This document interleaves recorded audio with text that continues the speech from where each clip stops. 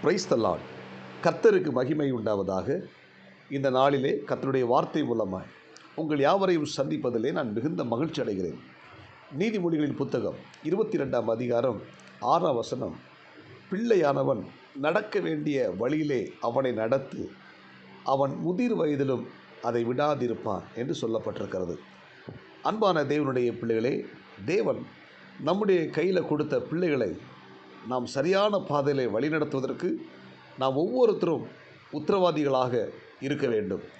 தேவன் நம்மை நம்பி கொடுத்த பிள்ளைகளை சரியான பாதையில் வழிநடத்த வேண்டும். இன்றைக்கி பார்த்தீங்கன்னா, அநேக பெற்றோர்கள் தங்கள் பிள்ளைகளை சரியான வழியிலே நடத்த முடியாமல் இன்றைக்கி அந்த பிள்ளைகளுடைய வாழ்க்கை வித்தியாசமாய் தவறான ஒரு கோணமான வழிக்குள் இன்றைக்கி அநேக பிள்ளைகளுடைய வாழ்க்கை இருக்கிறது. இறை வார்த்தை கேட்கிற தேவ பிள்ளைகளே, நம்முடைய பிள்ளைகளை நாம் சரியான வழியில் நடத்த வேண்டும். அப்படி நாம் சரியான வழியில் நடத்துவோமானால் நம்முடைய பிள்ளைகள் முதிர் வயதிலே நமக்கு ஆசீர்வாதமாக இருப்பார்கள். இன்றைக்கி அநேக கிறிஸ்தவ பெற்றோருடைய பிள்ளைகளை பார்க்கும் பொழுது அந்த பிள்ளைகள் முதிர் வயதிலே, அந்த பெற்றோருடைய முதிர் வயதிலே அவர்களுக்கு வேதனைகளாக இருக்கிறார்கள். அந்த பெற்றோருக்கு துக்கத்தையும் மன கவலைகளையும் ஏற்படுத்தி இன்னைக்கு அநேக பிள்ளைகள் வித்தியாசம் வாழ்ந்து கொண்டிருக்கிறார்கள். எனவே நம்முடைய பிள்ளைகள் அப்படி போய்விடாமல் நம்முடைய பிள்ளைகளை சரியான வழியில் கிறிஸ்துவுக்குள்ளே வழிநடத்த தேவன் நமக்கு கிருபை தருவாராக. இந்த குறிப்பிட்ட வேத பகுதியிலே நடத்து என்கிற அந்த வார்த்தைக்கு எபிரேய வார்த்தையின் அர்த்தம் என்னென்னா ஏனோக் என்ற அர்த்தம். ஆதியாகமத்தின் புத்தகம் 5ஆம் அதிகாரம் 24ஆம் வசனம் வாசித்து பார்த்தீங்கன்னா, ஏனோக்கு தேவனோடு கூட நடந்தான் என்று சொல்லப்பட்டிருக்கிறது. அவன் தேவனோடு கூட சஞ்சரித்து கொண்டிருந்தான் என்று சொல்லப்பட்டிருக்கிறது. அவன் தேவனோடு சஞ்சரித்து கொண்டிருக்கையில் காணப்படாமல் போனான் என்று எழுதப்பட்டிருக்கிறது. எனவே அந்த ஏனோக்கை போல நம்முடைய பிள்ளைகளை நாம் தேவனோடு கூட நடத்த வேண்டும். தேவனுடைய காரியங்களில், தேவ வசனங்களை சொல்லிக் கொடுப்பதில், நல்ல ஒழுக்கங்களை கற்றுக் கொடுப்பதில், சபைக்கு போய் ஆண்டவரை ஆராதிக்கிற விஷயத்தில் ஒவ்வொரு நாளும் நம்முடைய பிள்ளைகளை நாம் உற்சாகப்படுத்த வேண்டும். எல்லாவற்றுக்கும் மேலாக அந்த பிள்ளைகளுக்கு முன்பதாக நாம் சரியான வழியில் நடக்க வேண்டும். இன்றைக்கி பார்த்தீங்கன்னா, பிள்ளைகள் யாரை கவனிக்கிறாங்கன்னா அதிகமாக நம்மை தான் கவனிக்கிறார்கள், பெற்றோரை கவனிக்கிறார்கள். பெற்றோருடைய வாழ்க்கை எப்படி இருக்கிறது? இன்றைக்கி பார்த்தீங்கன்னா அநேக பெற்றோருடைய வாழ்க்கை வித்தியாசமாக இருக்கிறது.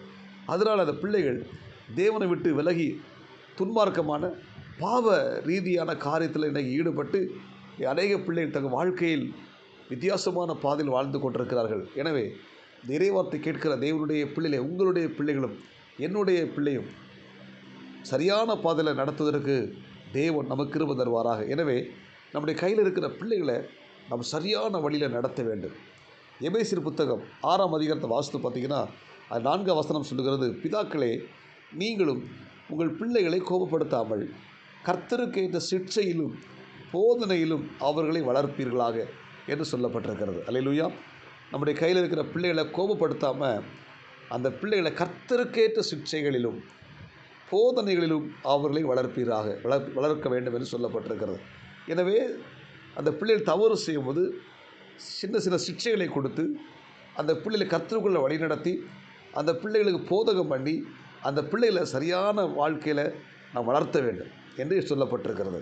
நம்முடைய பிள்ளைகளை கோபப்படுத்தாமல் அந்த பிள்ளைகளை நம்ம ஜெபத்தோடு வளர்க்க தேவன் நமக்கு கிருபை தர வேண்டும்.